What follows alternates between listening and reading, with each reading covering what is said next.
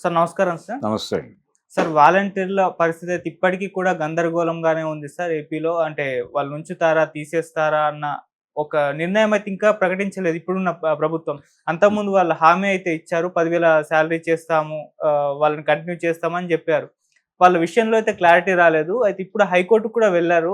అసలు వాలంటీర్ల select చేసుకోవడంలోనే అవకతవకలున్నాయి. Reservation పాటించలేదు అని జెప్పేసి కోర్ట్‌కెళ్లారు. మరి ఏంది సార్ వాళ్ళ పరిస్థితి? అసలు తీసుకుంటారా? ఉంచుతారా? లేదా? ఎన్నికల సందర్భంగా చంద్రబాబు నాయుడు గారు వాలంటీర్ వ్యవస్థని మూసేస్తామనే మాట అయితే అనలా. హ్మ్.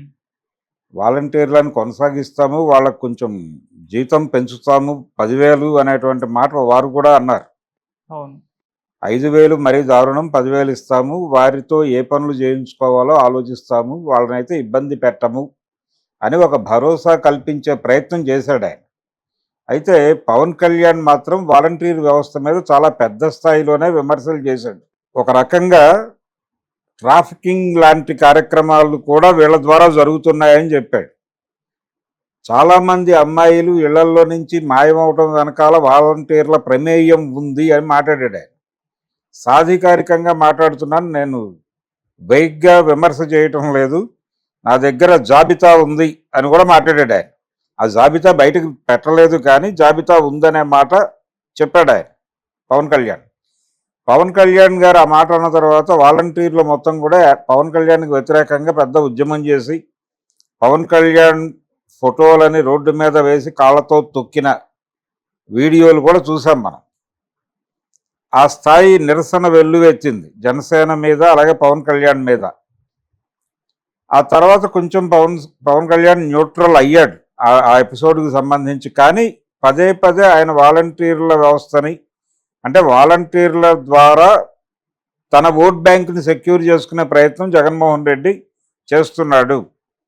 వాళ్ళు చివరి క్షణం వరకు ఈవీఎంల దగ్గరికి ఓటర్ వెళ్ళే వరకు కూడా జగన్కు ఓటేయండి అని చెబుతూ వాళ్ళు బ్లాక్మెయిల్ చేసే ప్రయత్నం కూడా చేశారు ఓటర్ని అనేటువంటి విమర్శ కూడా చేశారు. అది జనసేన వాళ్ళు చేశారు, తెలుగుదేశం వాళ్ళు కూడా చేశారు.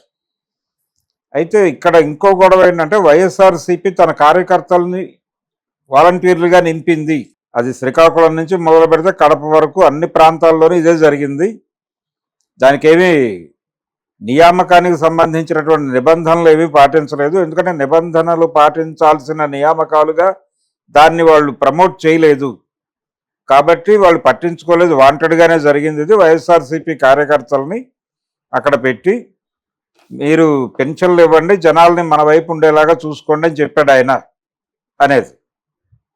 ఇప్పుడు కొత్త ప్రభుత్వం ఏర్పడిన తర్వాత పింఛన్లు పంపిణీ కార్యక్రమం గ్రామ సచివాలయ ఉద్యోగులతో చేయిస్తున్నారు తప్ప వాలంటీర్లతో ఆ పని చేయించడం ఆపేశారు. ఓకే. ఎప్పుడైతే పింఛన్లు అందించే కార్యక్రమం తమ చేతి నుంచి వెళ్ళిపోయిందో తమ పాత్ర ఏమిటి అనేది అయోమయంలో పడ్డారు. తమని ఉంచుతారా, తీసేస్తారా? ఎన్నికల వరకు వాళ్ళకు ఒక హోప్ ఉంది. చంద్రబాబు నాయుడు కూడా మన తీసేస్తాను అనలేదు కదా, మన ఇంకేదో పనికి వాడుకుంటామన్నారు కదా, 10,000 ఇస్తామన్నారు కదా అనేటువంటి ఒక హోప్లో ఉన్నారు వాళ్ళు. ఇప్పుడు ఆ హోప్ కనిపించడం లేదు. ఒకటి భయంతో ఉన్నారు వాళ్ళు. కోర్టులో కేసు ఉంది, ఒక పిల్లు ఉంది. ఆ పిల్లు ఏమిటి, వీళ్ళకి అనుకూలంగా కాదు, వ్యతిరేకంగా వేసిన పిల్లే. దాని మీద డెసిషన్ రావాల్సి ఉంది. ప్రధానంగా వీళ్ళని వాడటం ద్వారా జనాల్ని బ్లాక్మెయిల్ చేసి తన మనుషులుగా ఒక రకంగా వాళ్ళని హిప్నోటైజ్ చేస్తున్నాడు జగన్మోహన్ రెడ్డి త్రూ వాలంటీర్ అనేది ప్రధానమైనటువంటి ఎలిగేషన్. ఏది ఆ పిల్లు వేసిన వ్యక్తికి ఉన్నటువంటి ఎలిగేషన్. దాని ద్వారానే ఆయన వేశాడు. దీనికి ఏమిటి, దీనికి ఉన్నటువంటి దీన్ని ఏ మేరకు ప్రామాణికంగా తీసుకోవాలి ఈ వాలంటీర్ నియామకాన్ని, ఈ వాలంటీర్ల రోజువారీ కార్యక్రమాలకి ఏమైనా ప్రామాణికత ఉందా అనే దాని మీద కేసు పడింది. దాని మీద ఓ డెసిషన్ రావాలి, దానికోసం వెయిటింగ్. అయితే చంద్రబాబు నాయుడు గారు ఆ రోజున ఎన్నికల్లో అనుకూలంగా మాట్లాడినప్పటికీ అది హిడెన్ ఎజెండా ఉంటుంది ఆయనకి. ఆ హిడెన్ ఎజెండా ఏమై ఉండొచ్చు అంటే డెఫినెట్గా ఇందులో వైఎస్ఆర్సీపీ కార్యకర్తలు ఎంతమంది ఉన్నారు, ఏ జిల్లాలో? ఇప్పుడు ఒక జిల్లాలో, కొన్ని జిల్లాల్లో 13,000 మంది ఉన్నారు వీళ్ళు. కొన్ని జిల్లాల్లో దాని విస్తృతిని బట్టి 13 నుంచి 18,000 వరకు ఉన్నారు వాలంటీర్లు. ఇందులో ఒక 2-3 వేల మంది ప్రతి జిల్లాలోనూ ఆల్రెడీ రకరకాల కారణాల చేత బయటికి వెళ్ళిపోయారు. అవును. సో ఇప్పుడు ఈ 7,000, 6,000, 8,000 మధ్యలో ఉన్నారు ప్రతి జిల్లాలో. వీళ్ళని ఏం చేయాలి అనేది సమస్య. వీళ్ళల్లో వైఎస్ఆర్సీపీ కార్యకర్తలు ఎంతమంది ఉన్నారో వాళ్ళని, అంటే ఆ మేరకు నివేదికలు ఉంటే వాళ్ళని పీకేసి ప్రక్షాళన చేసి, ప్రక్షాళన అనే మాట వాడాడు ఆయన తిరుపతిలో మాట్లాడుతూ, అన్ని వ్యవస్థలని ప్రక్షాళన చేస్తానన్నాడు. అవును. ఆ ప్రక్షాళన కార్యక్రమంలో భాగంగా వాలంటీర్ వ్యవస్థలో వైఎస్ఆర్సీపీ బ్యాచ్ ఎవరున్నారో ఒకసారి చూసి వాళ్ళని తొలగించి ఆ ప్లేసుల్లో తన కార్యకర్తలను నింపి ఒక లిస్ట్ ప్రిపేర్ చేసి అప్పుడు ఈ 10,000 ఇంప్లిమెంటేషన్ కార్యక్రమం చేసి ఈ పింఛన్ల పంపిణీ వాళ్ళ ద్వారానే జరిపించవచ్చు జగన్మోహన్ రెడ్డి లాగానే. దాంతో పాటు వాళ్ళకి ఇతర పనులు కూడా ఏదైనా అప్పచెప్పచ్చు. అసలు పింఛన్ల పంపిణీ వ్యవస్థ నుంచి వాళ్ళని తొలగించి పూర్తి స్థాయిలో వాళ్ళని ఇంకేదైనా పనికి గ్రామ సచివాలయంలో వాడవచ్చు. కానీ ఆయన ఇమ్మీడియట్గా వాళ్ళ మీద చర్యలు తీసుకోడు. ఇక్కడ రాజకీయ పరమైనటువంటి ఇబ్బందులు ఉన్నాయి, ఈ క్యారెక్టర్ ఉండటం వలన, ఈ పాత్ర ఉండటం వలన, ఈ క్యాండిడేట్ ఉండటం వలన అనే దాన్ని ఎస్టాబ్లిష్ చేసి కొంతమందిని తొలగించడం అయితే జరుగుతుంది. ఓకే.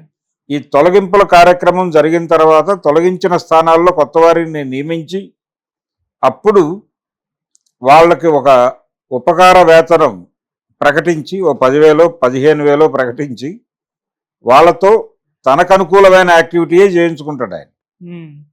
ఇప్పుడు ఎలా తయారైందంటే పరిస్థితి, తమ పని చేసి పెట్టడం కోసం మనుషుల్ని నియమించుకునేటువంటి ఒక సిస్టమ్ని జగన్మోహన్ రెడ్డి పట్టుకొచ్చాడు. ఆ పనిని కొనసాగిస్తే బాగానే ఉంటుంది కదా మనకు కూడా అనేటువంటి ఒక ఆలోచన యువతల వాళ్ళకి కలిగించాడు ఆయన, చంద్రబాబుకి కానీ పవన్ కళ్యాణ్కి కానీ. కానీ వాళ్ళకి అవగాహన వచ్చిన తర్వాత వాళ్ళు పాజిటివ్గానే మాట్లాడుతున్నారు. నిజానికి ప్రభుత్వ ఉద్యోగుల్ని, పార్టీ కార్యకర్తలని తప్ప మిగిలిన వాళ్ళని ఎవరినైనా సరే పొలిటికల్ మోటోతో వాడితే అది వాళ్ళని ఆ పదవి నుంచి తొలగించవచ్చు అని మనకి కొన్ని జడ్జిమెంట్స్ ఉన్నాయి. హైకోర్టు జడ్జిమెంట్లు, సుప్రీంకోర్టు జడ్జిమెంట్లు ఉన్నాయి. అవును.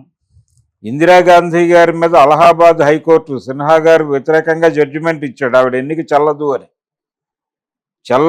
జడ్జిమెంట్ ఆయన ఇవ్వటానికి, సిన్హా గారు ఆ జడ్జిమెంట్ ఇవ్వటానికి కారణం ఏమిటంటే ఆ రోజున ఆవిడ మీద రాజనారాయణ వేసిన కేసులో ఆవిడ ఓటర్లను డబ్బులు ఇచ్చి ప్రలోభ పెట్టింది అనే దాంతో పాటు ప్రభుత్వ యంత్రాంగాన్ని ఆవిడ తన ఎన్నికల ప్రచారానికి వాడుకుంది.